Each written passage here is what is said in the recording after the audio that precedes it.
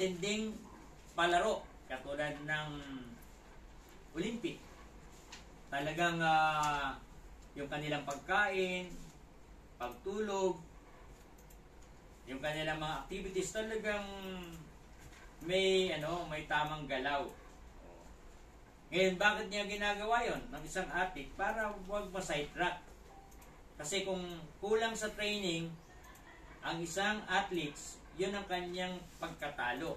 Kaya nga karamihan ng mga athletes, kumpiyansa sila na mananalo sila kapag kumpleto ang kanilang training, yung practice nila. Kaya yung mga dito, magagaling. Kasi na kagad sabak na kagad sa Oo, wala na practice Ibig sabihin, magagaling. Kasi wala na practice. Pero doon sa mga pang-Olympic, talagang nakadevote ang kanilang oras para mag-practice.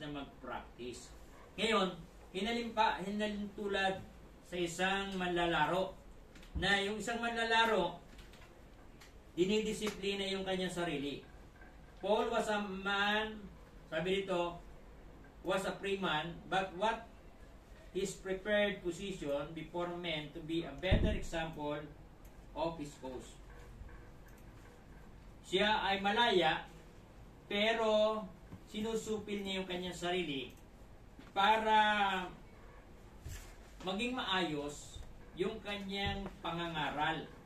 Nasabi niya, baka sa pangangaral niya ay bumalik sa kanya yung mga sinasabi niya kung hindi siya magiging disiplinado. Kaya ngayon sinasabi natin na maging maingat tayo sa ating tahanan.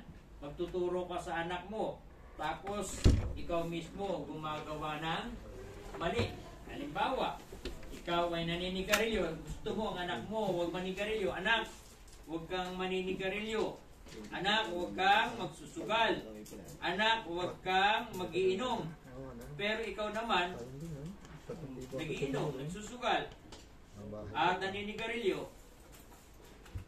Ngayon, kung gusto mong mapatino ang anak mo, kailangan mo ang tinatawag na discipline life. Kasi tinitignan ka niya Ngayon, paano tayo magsasaway kung tayo mismo ay mali ang ginagawa? Kaya para tayo ay maging effective sa pagtuturo, sa pagsasaway, malaya ka nga, pero hindi mo ginagawa yung mga bagay na hindi tama. Kasi bilang tao, at normal na tao, kung anong ginagawa ng iba, kaya rin natin gawin yun. Kaya lang, kung ikaw ay tagapagturo ng salita ng Diyos, pinipigilan mo yung sarili mo na huwag gawin yun. Kasi, sabi nga sa Bible, anong halaga ng asin kapag wala ng lasa? O wala ng preserver ang asin? Nakuha nyo? Ang asin, may halaga lang yan kapag nagagamit yung pagiging preserver niya. Yung pagiging maalat niya. Ngayon, pag nawala na ng alat ang asin, sabi ng Biblia, ano pang gamit ng asin kung wala na yung alat? Ganon din tayo. Yung tinutukoy na alat natin ay yung ating credibility. Ngayon, kung wala ka ng credibility, paano ka pa magsasalita sa tao, sa iyong kapwa, sa iyong pamilya? Wala yan. Salita lang yan. Di ba? Pangit pakinggan nun na nagsasalita ka sa hangin. Bakit? Kasi wala nakikinig sa iyo. Yung mga anak mo, hindi ka pinakikinggan. Wala yan si tatay. Salita lang yan. Mamaya, suray-suray. Susuray-suray na naman yan. Anak, huwag kayong mag-iinom huwag kayong maglalasing. Maya-maya, siya pasuray-suray na. Anak, huwag kayong magsusugal masama yun. Pero nakikita siya, nagsusugal. Ngayon, kung gusto mong paniwalaan ka, supilin mo yung sarili mo. Yun ang ibig sabihin nitong lesson natin. Bagamat pwede mong gawin yon, pero dahil gusto mong mapatino ang pamilya mo, magiging mabuti kang halimbawa. Didisiplinahin mo yung sarili mo. Bagamat malaya ka, pero inilalagay mo ang sarili mo sa isang disiplinadong kalalagayan, alang-alang sa iyong pamilya. Alang-alang sa iyong mga kasama. Lalo na kung ikaw ay pastor, tagapagturo ka ng salita ng Diyos.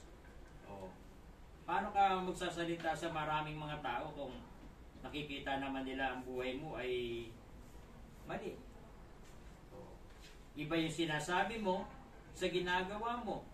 Kaya sasabihin mo, mga kapatid, mga kasama, huwag nyo na lang tignan yung aking buhay. Para yung sinasabi na kumakanta, huwag nyo nang pakinggan yung, ano pakinggan? Di ba, pag kumanta ka, ano pakikinggan sa'yo pag, di ba, kundi yung boses mo pakinggan. Di ba, pagkakanta, huwag nyo na lang pakinggan yung boses ko. Di magtatabog kami ng tenga. Siyempre, automatic, pagka kumanta ka, pakikinggan yung boses mo kasi kumakanta ka eh. Pwede sabihin mo, pagtsagaan yan na lang. Pero sabihin mong, huwag pakinggan, paano yan eh. Kumakanta ka, pakikinggan ka. Kaya sa buhay natin, kailangan natin ng discipline life para maging maayos. Kasi, katulad ng binanggit natin kay Ina, sa formation, binanggit natin yung Proverbs 16:25, there is a thing that seemeth right unto a man, but the end thereof is a way of death. May mga bagay na tila matuwid sa ating paningin, pero ang dulo ay kapahamakan. Kaya, kung gusto nating mapabuti, kinakailangan nating disiplinahin natin sarili natin. Dapat pala maging maayos ako sa pananalita ko. Dapat pala maayos ang aking galaw. Hindi sa malaya ka kung gumalaw. Kaya yung iba, yung pananamit nila, isipin mo, binili nila yung damit nila na maganda tapos pupulit-pulitin. Diba? Kung hindi ka ba naman may sa kaisipan yan, bumili ka na magandang damit, tapos guguntingin mo at itong pantalon. Yung mga maong, di ba ngayon, yung mga maong, ginugunting-gunting nila. Tapos yung kanilang, damit, maganda rin yung binili nila. Tapos, gugunting-guntingin. Sasabihin nila, malaya. Pero, ano naman ang pinakikita mo kay Sipan? Sa pinakikita mo. Di ba? Pinakikita mo kung sino ka. Pinakikita mo na gano'n ang takbo ng utak mo. Passion. Passion nga. Passion na mali.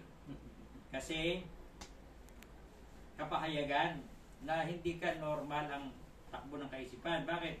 Kasi maayos na. Sinisira mo. Di ba? Wala ka, hindi discipline life yung gano'n. Kaya sinasabi niya, malaya naman tayo.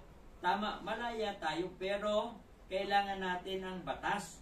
Kasi, kung walang batas, kaguluhan na ang mundo. Kaya nga yung mga katutubo, isipin natin, yung mga katutubo na hindi nakapag-aral, may sariling batas sila. Hindi pa nagkaaway-away. Kaya nga sabi nila, bakit yung mga taga-syudad at mga intelihenteng tao nagkakagulo at nag-aaway-away? Samantalang tayo, sa tingin nila, hindi tayo nakapag-aral, wala tayong alam. Pero hindi tayo nag-away-away kasi meron tayong batas na sinusunod. Yung mga taga-syudad, away ng away. Walang kaayusan. Samantalang yung mga nasa tribo, may kaayusan sila, hindi sila nagka-away-away sa kanilang tribo.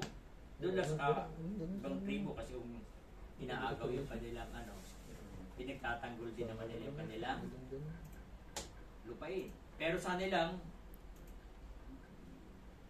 nasasakupan, tahimik at payapa.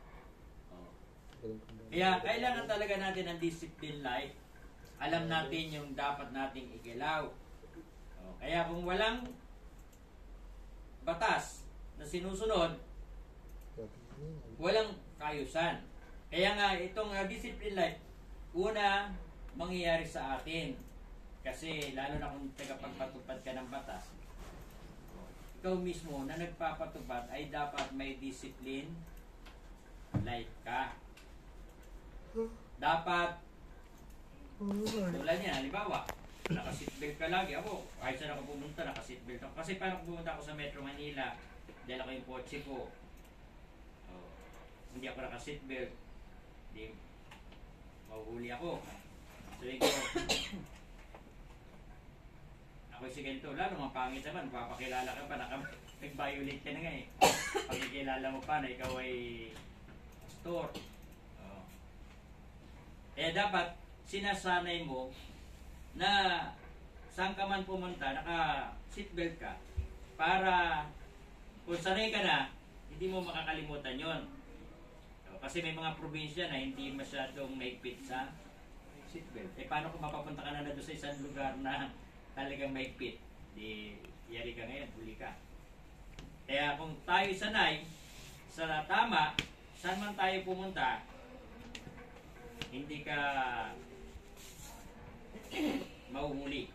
O katulad sa sa Olongapo, sa Subic. Ang batas doon, kung sinong mauna, siyang unang aalis.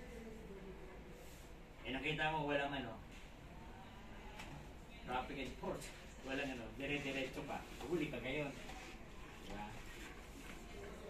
Ngayon, pag hindi ka taga ron, binibigyan naman ng consideration. Hindi ka muna titikitan. O, sa susunod, nakalimutan mo, yun, huli ka na kasi may record sila na nahuli ka na, ito, nakita meron kaming copy na nahuli ka nung nakaraang taon. Ikaw rin yung plate number, kaya wala ka ng dahilan na hindi ka magbabayad ng violation. Kaya yung mga taga Metro Manila at ibang lugar, pinagbibigyan nila kapag kaunang offense kasi hindi nila alam. Pero okay na yung atin.